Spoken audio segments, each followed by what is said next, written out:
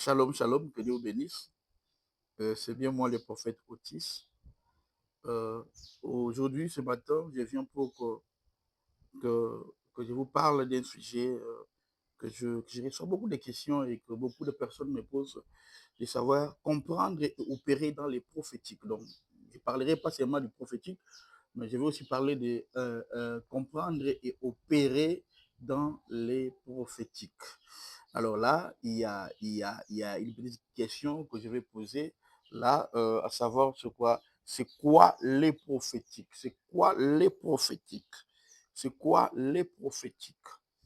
Alors, Jésus-Christ déclare dans sa parole, dans Matthieu, nous devons voir Matthieu chapitre 4, le verset 4, la Bible parle la parole, l'homme ne vivra pas seulement de toute parole, l'homme ne vivra pas de pain seulement, mais de toute parole qui sort de la bouche de l'Éternel. Donc l'homme ne vivra pas seulement du pain, mais de toute parole qui sort de la bouche de l'Éternel. Alléluia. Donc là, nous parlons sur comprendre le prophétique, les prophétiques, les prophétiques. Alors, les prophétiques, euh, c'est ça qui détermine notre statut étant des enfants de Dieu, étant un fils ou une fille de Dieu. Hein, cela est déterminé par le prophétique. Jésus déclare, comme je dis, que l'homme ne vivra pas seulement du pain, mais toute parole qui sort de la bouche de Dieu. Les prophétiques est essentiel, voilà, est essentiel, car il confirme notre statut. Hein, il confirme notre statut étant de fils ou des filles de Dieu. Alléluia. Bien aimé, c'est là, ce que je dis, c'est dans Actes chapitre 2, verset 17, la Bible dit, il arrivera dans les derniers jours, dit, ouais, je dis que les prophétiques déterminent que nous sommes enfants et fils de Dieu, parce qu'il est écrit dans Actes chapitre 2, verset 17, qu'il arrivera dans les derniers jours, dit l'Éternel, je répandrai mon esprit sur toute chair. Vos fils et vos filles prophétiseront, des jeunes gens auront des visions, et vos veillards auront des songes. Alléluia. Et dans donc, ce que Dieu avait déjà parlé de ça dans les livres de Joël, qui va répandre son esprit sur toute chair, soit sur des serviteurs, sur des servantes. Et puis, il a décrit que d'autres auront des visions, d'autres auront des songes. Voilà, comme ça. Et dans ce temps de la fin, chaque enfant de Dieu est appelé à opérer dans les domaines prophétiques. Alléluia. Donc, chaque enfant de Dieu, dans ces derniers temps, en ces temps de la fin, chaque enfant de Dieu est opéré, est appelé à opérer dans ce domaine des prophétiques. Les prophéties libèrent le mandat divin et confèrent l'autorité. Donc, le prophétie libère le mandat divin et confère l'autorité au nom de Jésus-Christ. C'est pour agir selon la volonté de Dieu dans un domaine spécifique. S'il faut répondre, les prophéties. Je peux dire que la prophétie ou les prophétiques est impliquée en trois dimensions. Il y a trois dimensions que nous trouvons dans le monde prophétique. Alléluia. Je peux avancer. Il y a trois dimensions que nous découvrons dans le monde prophétique. La première dimension, je l'intitule l'inspiration ou une pensée de l'esprit. Alléluia. Et la deuxième dimension, c'est ce que j'appelle l'interprétation. Et la troisième dimension, dans les prophétiques, c'est la révélation de la volonté divine concernant le monde et les événements à venir. Alléluia. Donc, développer la perception prophétique, continuer à parler aux montagnes, commencer par commander aux petits mots. Donc, ne pensez pas que tu arriveras directement à parler aux montagnes. Alléluia. Commence d'abord par commander des petites choses. Amen. Des grandes choses que tu veux dans les prophétiques, il vient au moment, au fur et à mesure que tu exerces le ministère ou les dons prophétiques. Amen. Donc, développer le contexte des prophétiques. je dis, comme je prends, continue. Donc, il faut commencer par des petites choses. Commencez, pour que tu commandes les grandes montagnes, commencez d'abord par parler à des petits mots. À des petits mots. Alléluia. Un jour, vous commanderez aussi à des grandes choses. Quand vous avez commencé par des petits, un jour aussi, vous arriverez à toucher aux grands défis. Donc, les prophétiques se développent. Oui, oui. Les prophétiques se développent la vie spirituelle. Et les prophétiques nous aident dans beaucoup de choses. Hein. Donc, comme je dis, les prophétiques, c'est développer la vie spirituelle et commander aux forces invisibles. Amen. Le monde prophétique est un monde continu. Hein, des choses qui sont déjà établies. Et c'est à vous maintenant de puiser dans les révélations de la prophétique. Je dirais encore quoi? Les prophétiques, c'est une révélation. Amen, amen. Une révélation est un dévoilement de ce qui est caché. Hein? Donc, c'est dans les prophétiques que Dieu nous aide à comprendre des choses cachées, à explorer le monde des choses cachées. Alléluia. On peut aussi voir dans Job chapitre 32, verset 8, la Bible dit, mais en réalité, dans l'homme, c'est l'esprit, le souffle de Tout-Puissant qui donne l'intelligence. Amen. Le prophétique, c'est donc, cela vient pour que le monde entier comprenne que Dieu est omniscient et omniprésent. Dieu connaît tout. Voilà les mots. Alors, dans les prophétiques, il y a des dons prophétiques. Il y a des dons prophétiques. Les dons prophétiques, c'est classe, moi, je les classe. Normalement, quand je prêche à l'église, je les classe en trois morceaux, en trois catégories. Mais ici, je vais vous classer parce que, non, excusez. Je classe en trois parce que là, quand je parle des dons, des classifications des dons, mais les dons prophétiques se classent en deux catégories. Alléluia. Donc, je dirais, la première catégorie des dons prophétiques que nous avons, donc pour que tu opères dans les prophétiques, il faut que Dieu te donne, premièrement, les dons de révélation. Et dans les dons de révélation, parce qu'il n'y a que ces dons, dont nous avons des dons. Dans les prophétiques, il y a les dons de révélation et nous avons les dons d'inspiration. Alors, dans les dons de révélation, nous avons la parole de connaissance, nous avons la parole de sagesse, et puis nous avons les discernements des esprits. Alléluia. Je peux avancer. Et les deuxièmes catégories de dons, c'est les dons d'inspiration. Là, nous avons la prophétie et les dons des langues. Amen, amen. Et nous avons les dons des langues. Donc, et puis, nous avons aussi interprétation des langues. Alors, je prends l'inspiration, ouvre l'esprit à une compréhension nouvelle. L'inspiration ouvre l'esprit à une compréhension nouvelle. Cependant, elle diffère des révélations. Donc, les dons d'inspiration, ça vient pour ouvrir l'esprit à une compréhension nouvelle, à comprendre des choses que tu n'avais jamais compris. Hein? Donc, des choses qui n'ont même pas monté dans le cœur de l'homme. Mais ces dons-là, quand ça vient en toi, ça te permet à sonder l'esprit et à comprendre même des choses que personne n'a jamais parlé. Gloire à Dieu. Là, c'est l'inspiration. Et cependant, elle diffère avec le don de révélation. Tandis que la révélation dévoile quelque chose d'inconnu. L'inspiration, lui, ouvre l'esprit afin que tu comprennes. Mais la révélation lui dévoile. Lui, quand il vient là, donc il vient pour dévoiler quelque chose d'inconnu. Je ne connais pas le nom de ton père, le nom de même. Je pense que vous voyez souvent quand je rends service, quand je fais le ministère du prophète, quand j'ai fait mon ministère dans le ministère des prophètes, comment je fais, qu'est-ce qui fait que je peux comprendre les numéros de téléphone de quelqu'un, les messages et les noms de sa famille, les noms et la date de naissance. Là, c'est la révélation. Alléluia.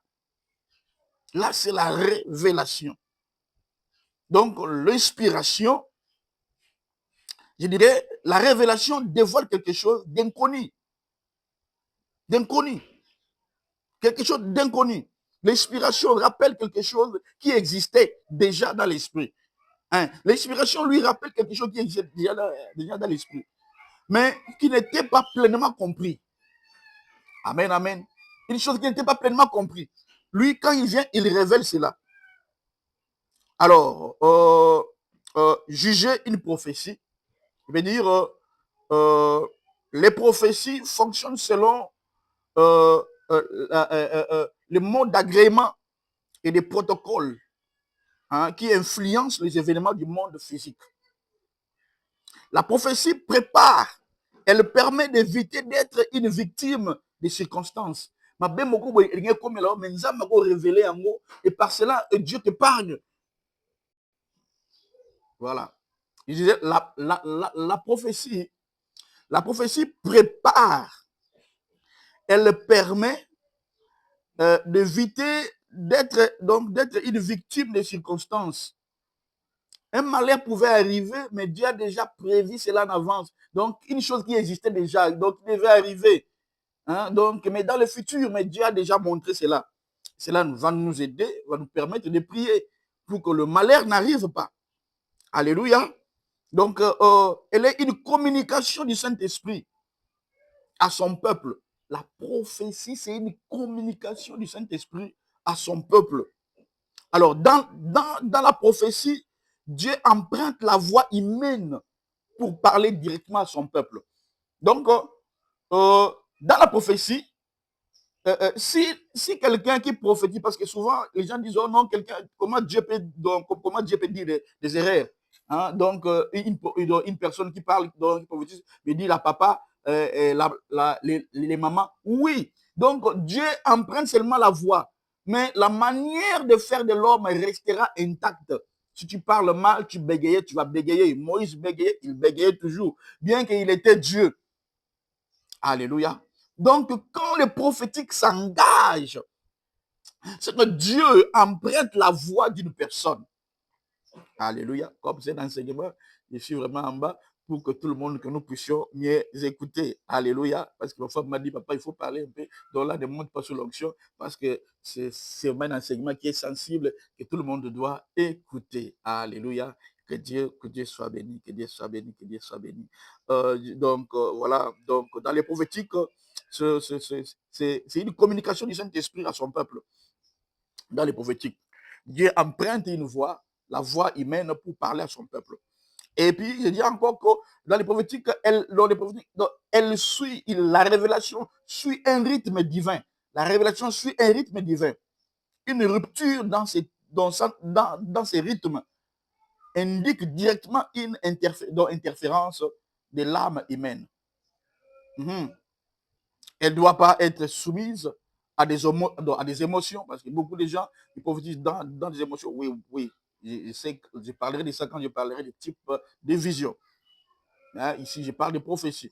Donc, elle ne doit pas être soumise à des émotions, ni utilisée pour manipuler ou contrôler les autres. Quand tu vois que quelqu'un t'a fait du mal, alors tu viens au mamie professionnel au Kouta, donc tu dis des choses qui n'existent pas, mais c'est parce que tu veux faire peur à la personne, ou bien parce que tu veux tirer, donc pour avoir de l'argent. Hein, parce que je vais avoir de l'argent chez Frère Marc. Donc je dis, Frère Marc, Dieu m'a dit. Non, non, non, non. On ne doit pas jouer avec les dieux puissants. Les prophétiques, c'est quelque chose de meilleur que Dieu a donné à l'humanité. Alléluia. C'est un don précieux que nous devons protéger et gérer les. Amen, amen. Gérez-les très bien parce que tu vas rendre compte de ce que tu as fait avec cela devant le Dieu Tout-Puissant. Amen, amen. Je dis, elle appartient, donc la révélation, elle appartient à l'Église et doit être exercée dans l'amour et dans l'ordre. Les prophétiques doivent être exercés dans l'amour et dans l'ordre. Tu es dans une église, ton pasteur ne sait pas les choses que toi tu fais. Et du coup, là, toi, tu sors, tu commences à prophétiser aux gens. Dès que l'église finit, toi, tu es là. Non, non, non, c'est pas comme ça. C'est quelque chose que nous devons le faire vraiment, en tout cas, avec beaucoup d'amour. Et puis dans l'ordre, pas pour bouffer de l'argent des gens. Voilà. Je dirais, je vais vous donner, il y a quelques types de prophéties. Voilà pourquoi c'est vraiment une série. Je vais scinder ça parce que comme c'est TikTok, je vais scinder ça en quelques morceaux parce que c'est une série. Je parlerai, il y a quelques types de prophéties. Nous avons, premièrement, nous avons la prophétie par la révélation. J'explique. Là, Dieu communique avant l'événement. J'ai dit les types de prophéties, par les prophéties par révélation. Dieu communique avant l'événement, apportant des directives sur l'avenir, des choses qui vont venir. Alléluia. Donc là, c'est la prophétie des révélations. Alors, c'est quelque chose qui n'est pas encore arrivé, mais que Dieu a déjà montré. Ici, je donnerai l'exemple d'un frère que j'avais prié. J'ai vu diabète et j'ai parlé de... Il dit non, non, je ne suis pas diabétique, mais après 2 semaines, il a fait le malaise. Et puis, on amène à l'hôpital, on remarque qu'il avait atteint le diabète. Tu vois? Alors, la deuxième type de prophétie, nous avons la prophétie par inspiration. La prophétie par inspiration. Elle se manifeste là, cela se manifeste spontanément lorsque la personne est saisie du Saint-Esprit. Voilà, je disais qu'il y a des sortes, j'ai cité les trois, donc je parlerai de 3 sortes de types, ou même 4, mais je parlerai de 3 types de prophéties. La première, il y a la prophétie par révélation. Il dit, là, c'est Dieu qui communique avant que la chose arrive. Dieu donne déjà la chose, Dieu nous montre ce qui va se passer dans la suite des temps. Et puis la deuxième, nous avons la prophétie par inspiration. Là, je dis cela vient spontanément.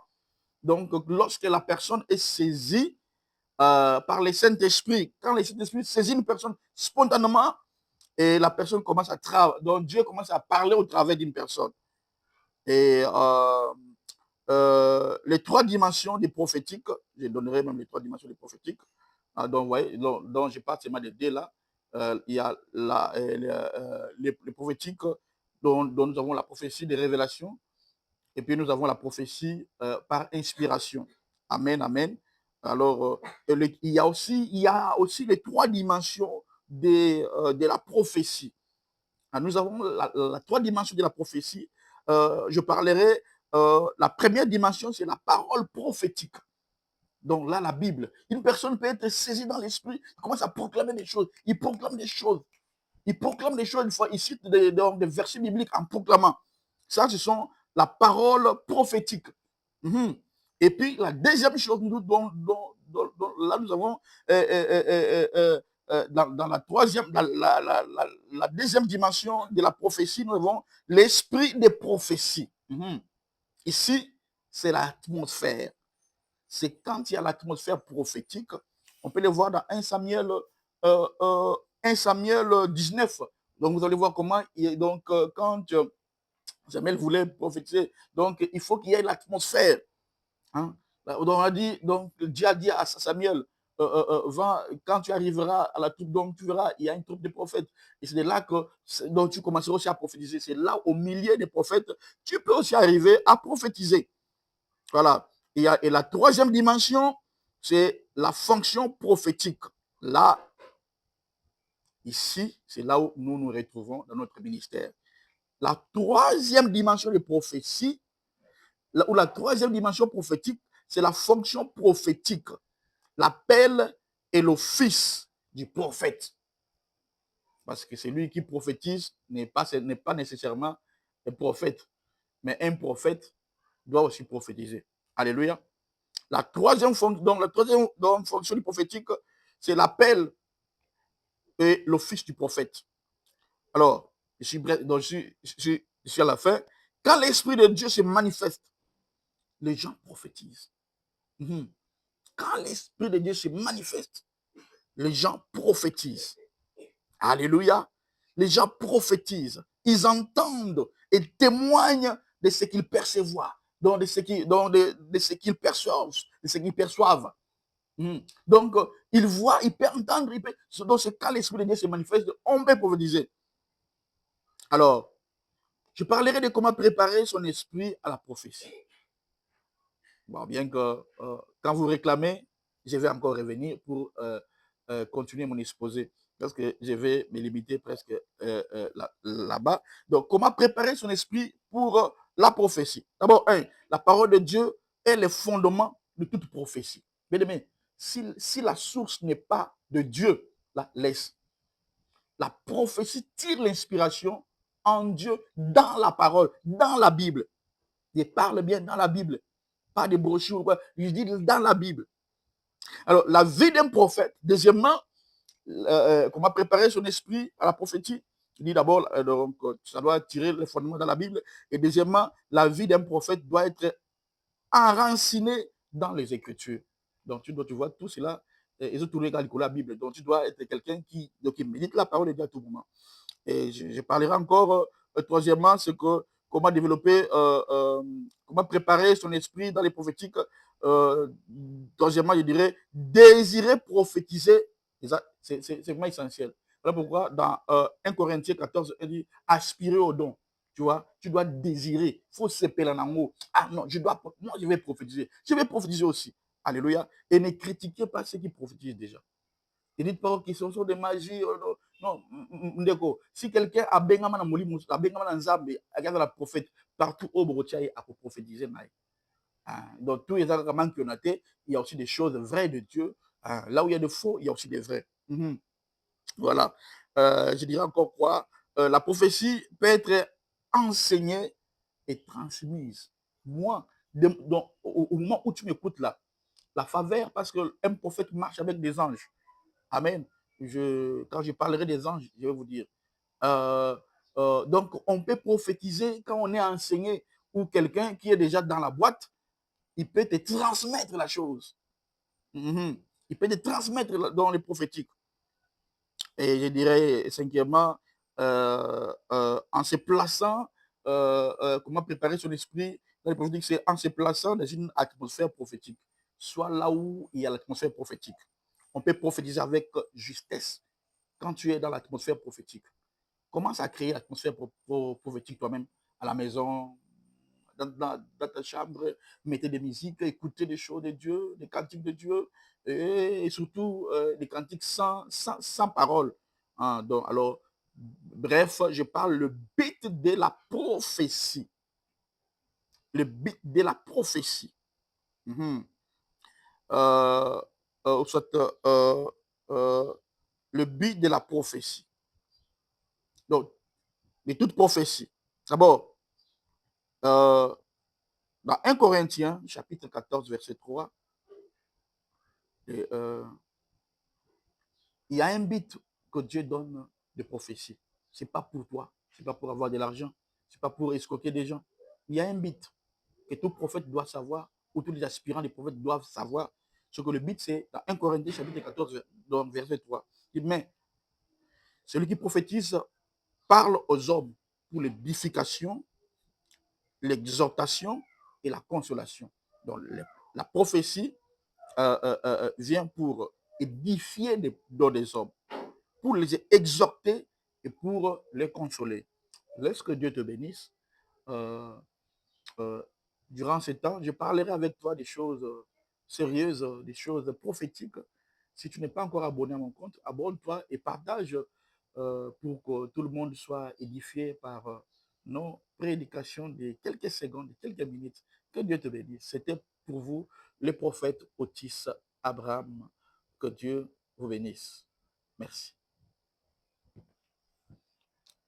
Je prie pour impacter chaque personne qui m'a suivi et qui veut opérer dans les prophétiques. Seigneur Jésus, je prie que ta lumière luise dans leurs yeux, luise dans leur esprit, et que leurs yeux puissent voir au nom de Jésus-Christ. Amen. Dieu te bénisse.